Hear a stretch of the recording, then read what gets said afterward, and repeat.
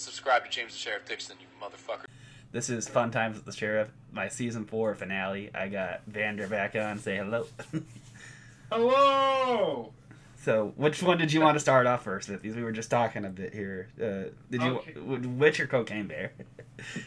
Well, I feel like we should probably talk about which is a good way to warm up, to check in, where we have individually been. I sent you on a mission here to go to watch a movie called The Witch, and obviously your first. It sounds like the first thing you were like, Vander, I don't want to watch a movie about pilgrims. Yeah, no, I thought it was that other one. Yeah, the one that went nowhere. Yeah. I love a good goat farm as much as anybody else, but I mean, in terms of some delicious Korean action movie,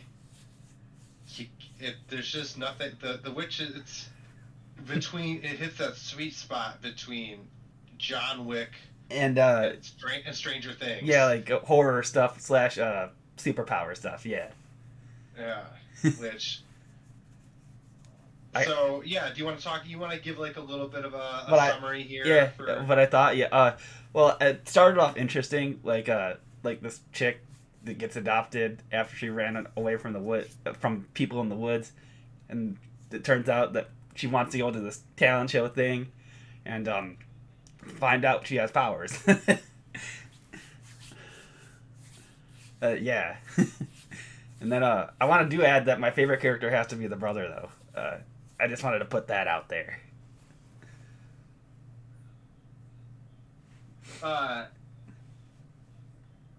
Yeah. So, I think, what were your thoughts on because so it's The Witch Part 1, yeah, the subversion, and the subversion there, to me, I want to talk about what subversion to you means in this instance, because I'm like, this is a great thing that you've got this character, you see her running away, it's got a very Stranger Things, very 11 feel to it, and then she's being hunted, and then it jumps 10 years. Scary, and you're very concerned about this character who seems like she's kind of a damsel in distress, and then you see her. You have a great scene where it just switches on a dime and becomes just ultra violence, where she's using like super white powers, and they've got a special team of other mutant fighters coming in to do after them, off the rails, and you're like, oh, cool, her powers have awakened, and then you're like, oh man, what a cool subversion that they weren't expecting her to do that. Yeah. And then you get all the way, and she, fights valiantly, and ends up getting captured, and then he got captured on purpose. Yeah. Spoiler, people, for the internet, but that's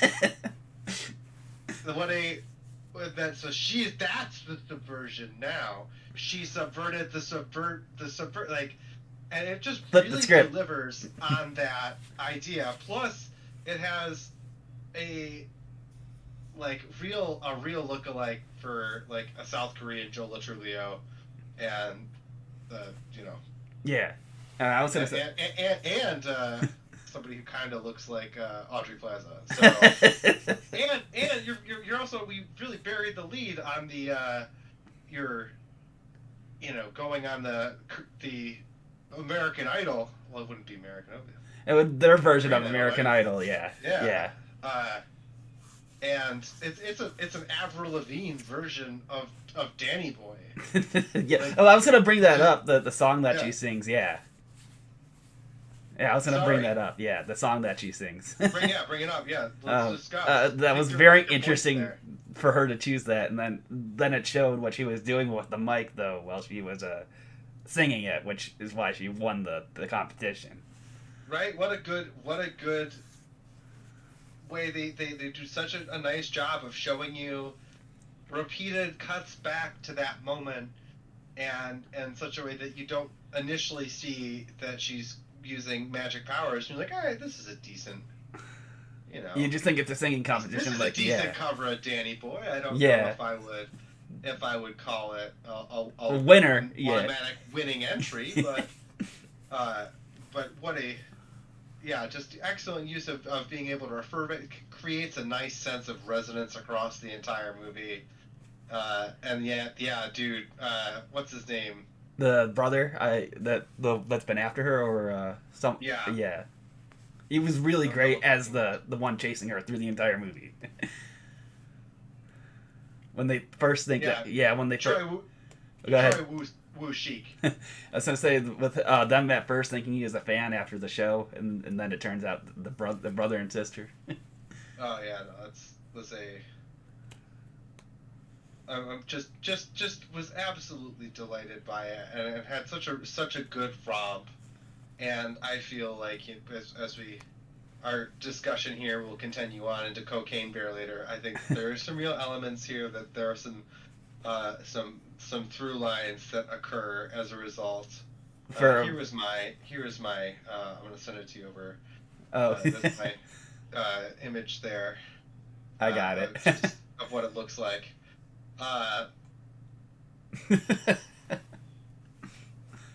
Yeah. I like how it surprised me that halfway through they started talking American too. Like we find out that they're from America.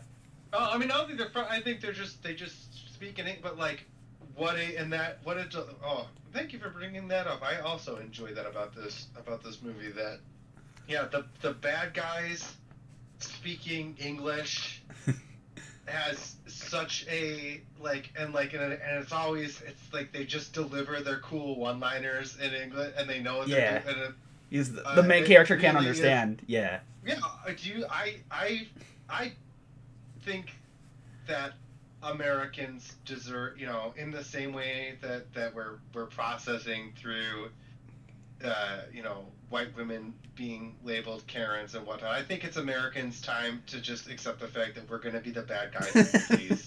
The same way that the Germans were the bad guys in the movies from like the 80s. Yeah. we got a couple of decades of American being hero. Just being code for just shitty capitalists. And we kind of earn. That's getting off light. That's really getting off light. Which again, I think an important thing for this episode, for just wrapping up the season, land back.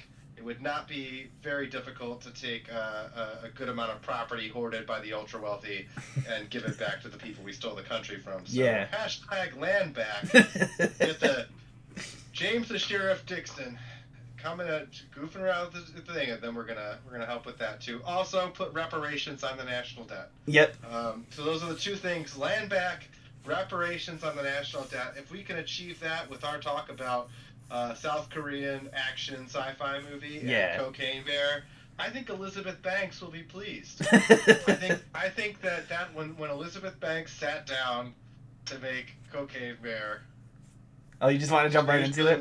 Like how is James, the Sheriff Dixon, gonna really help address 300 years of systemic racism in America and really help us all get free together? Well, we can jump right into our review for Cocaine Bear, because we can go to Cocaine Bear. Like I said, I think The Witch was a good warm up. It's a little, your fourth season wrap up. You're really growing. Got to bring in that international crowd. You got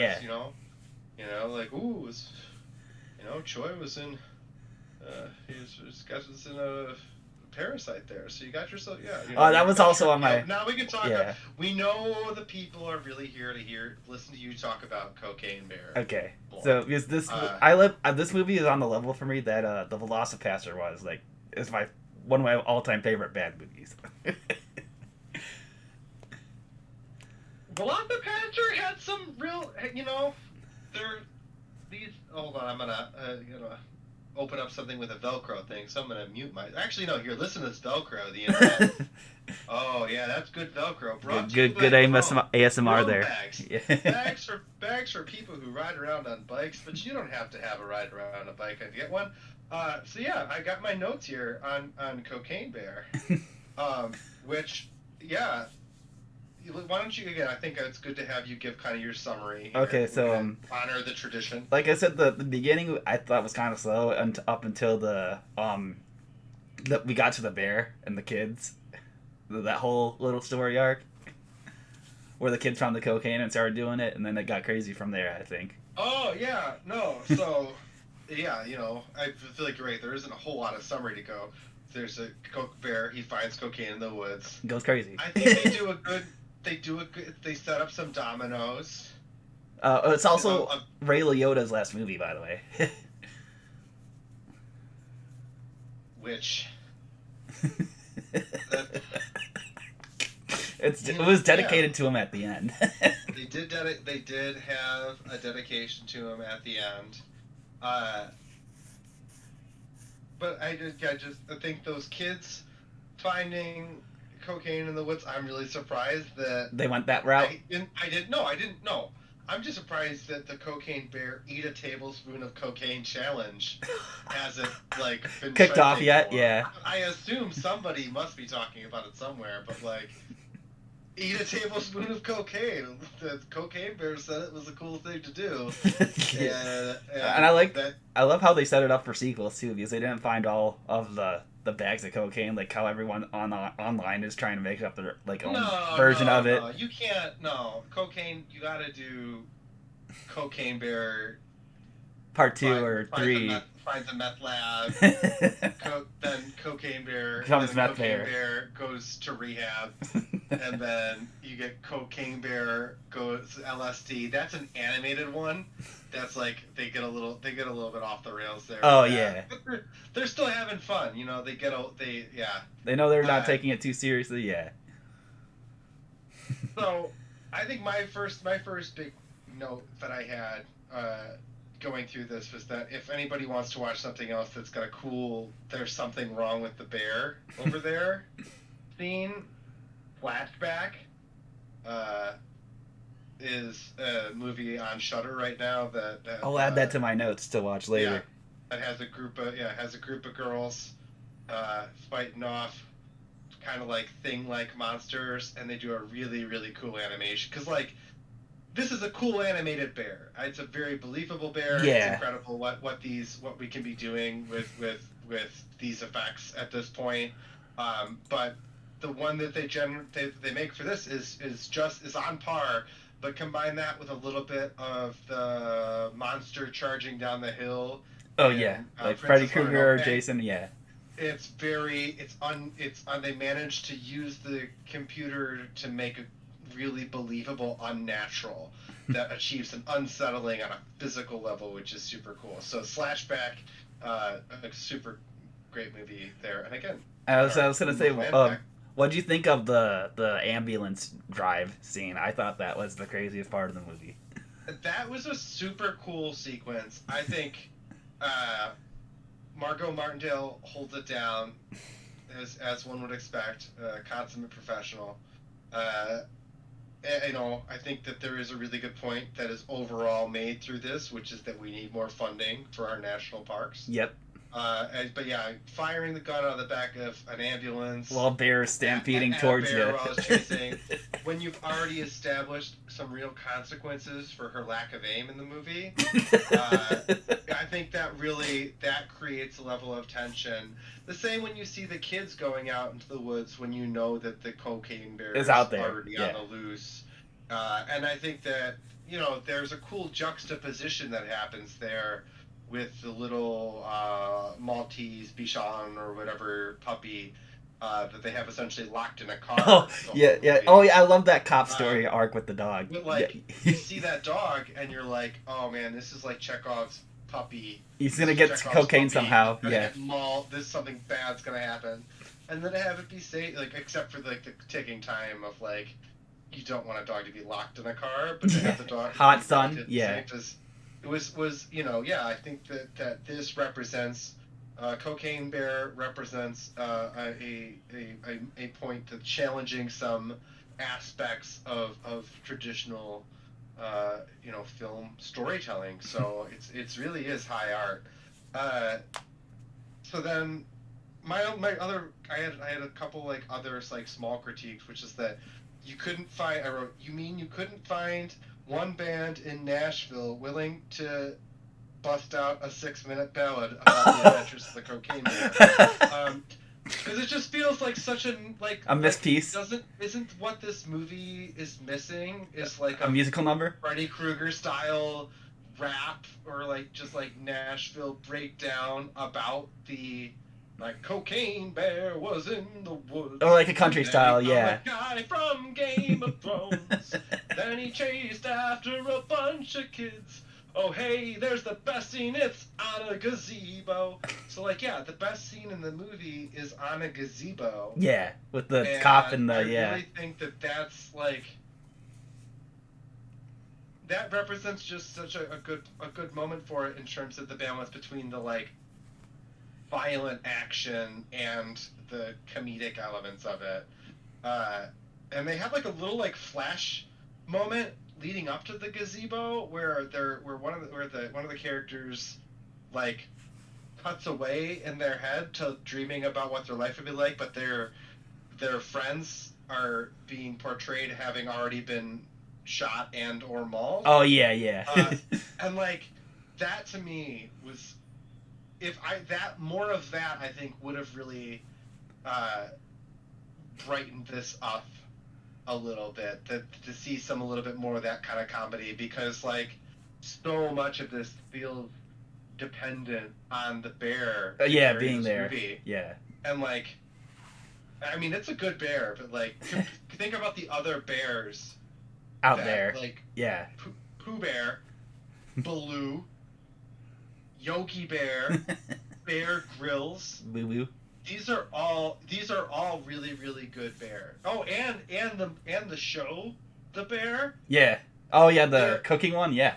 Yeah, there are so many. It's like, so to try to just have the Cocaine Bear carry the, I just feel like that cutaway was really good.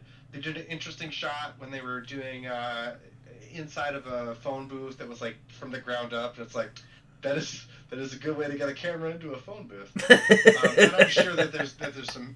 I'm sure there's somewhere else that they're making some deep reference that I don't get. So, yeah, I'm running through my list of complaints. I'm gonna sandwich in a plus here. I think the kids in this movie were really well respected. Oh yeah, well acted too. They got treated as characters, and well acted too compared to other horror movie kids in movies. Oh yeah, no, there are some kids who it definitely feels like they're being forced to participate. And these kids seem like they're having fun with it. They're acting and they're doing a good job. And yeah, they're just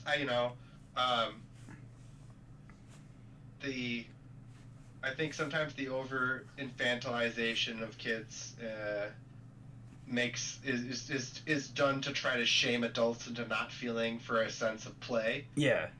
And this movie has so much play in it that it's really good to see that the kids also can behave as adults. But yeah, it has a youthful energy that permeates, because these kids are able to be adults, these adults are able to be kids, this bear is able to be violent and playful. These other like minor critiques are just kind of like me being silly. I did not like that they had the like assistant ranger. Oh, the betray. They had him. They played that for like in a horror movie setting, right? Yeah. You've got like a sin that happens. A character does a bad thing. Usually, like being a nerd, getting topless. Yeah. There are traditional ones that happen. Yeah. But they didn't do that. Seemed to really play up that they were going to shame this guy for being like animals should be treated well, and that we need to treat them like, oh yeah, like he doesn't like calling them animals, and like that concept of non-human people, like dolphins are listed. They're listed as non-human people.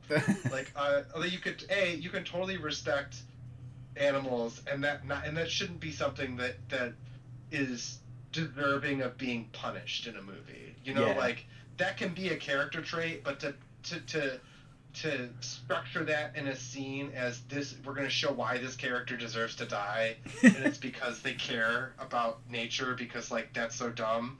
That to me belies a little bit like that you don't care. Yeah. Somebody doesn't care so much. They all that this person thinks that nature is, and it's like, I get this cocaine bear. I understand. You know, there's you want to have that hey buddy scene, but you know, acting like caring about the environment is dumb. Seems a little bit out there.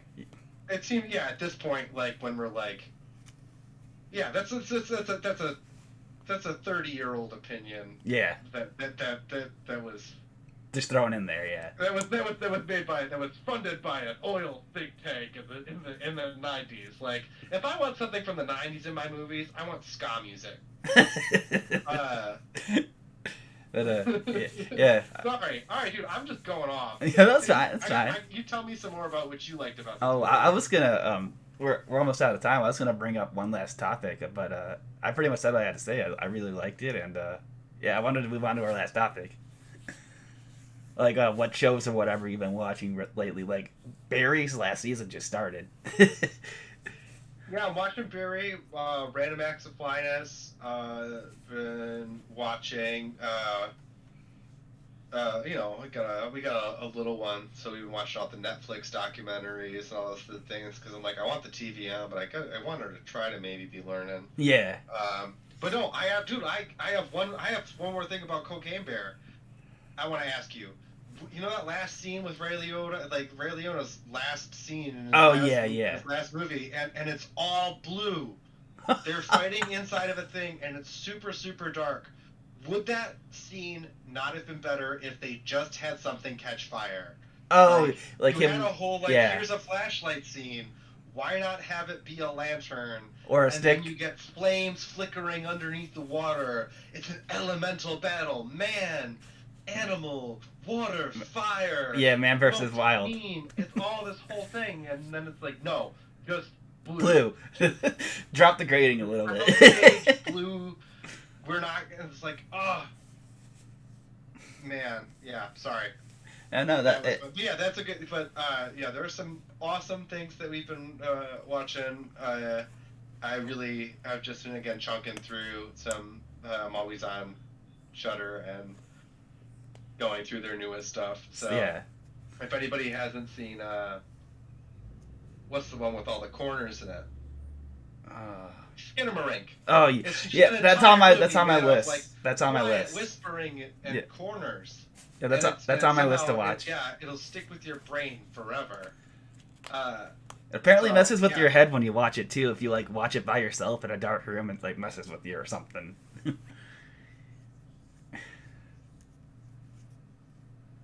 The cool thing about living in a haunted house is that if you watch something in a dark room, you're never alone. Yeah, that's also true.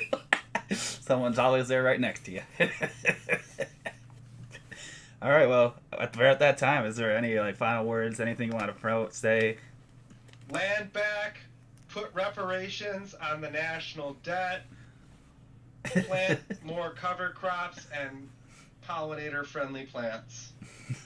Okay, yeah, do all that. And thanks for being on. Love you, cuz. Yeah. I just want to shout out an amazing channel, James the Sheriff Dixon. Oh, he's such a great guy, and he is super cool for coming to the show. I'm glad I got to meet him in person, and you should subscribe.